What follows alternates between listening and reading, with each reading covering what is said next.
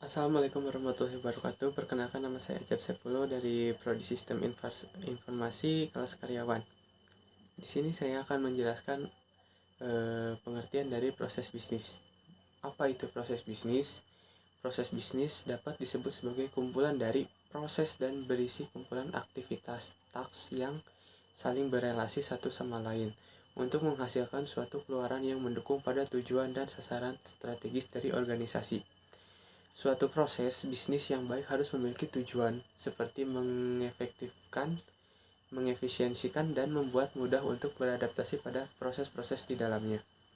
Definisi dari proses bisnis adalah proses bisnis pada dasarnya kumpulan aktivitas yang mengubah input menjadi output yang lebih bernilai.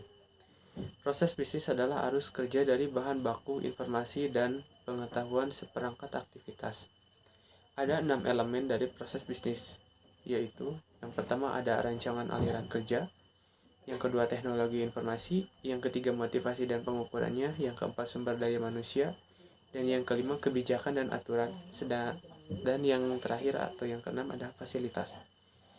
Karakteristik dari proses bisnis: adanya proses owner, batasan-batasan yang jelas, kejelasan hubungan internal dan pertanggungjawabannya, prosedur tugas kerja, kebutuhan training terdokumentasi dengan baik, memiliki ukuran dan feedback pada setiap aktivitas, memiliki ukuran dan target berhubungan dengan kepuasan user, waktu siklus dari setiap aktivitas diketahui dengan jelas, adanya perumusan atau perubahan prosedur.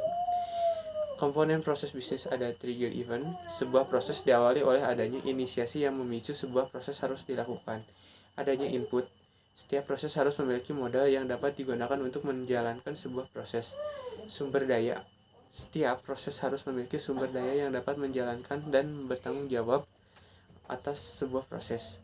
Yang berikutnya waktu. Setiap proses memiliki standar waktu, yaitu lama waktu yang dibutuhkan untuk menjalankan sebuah proses.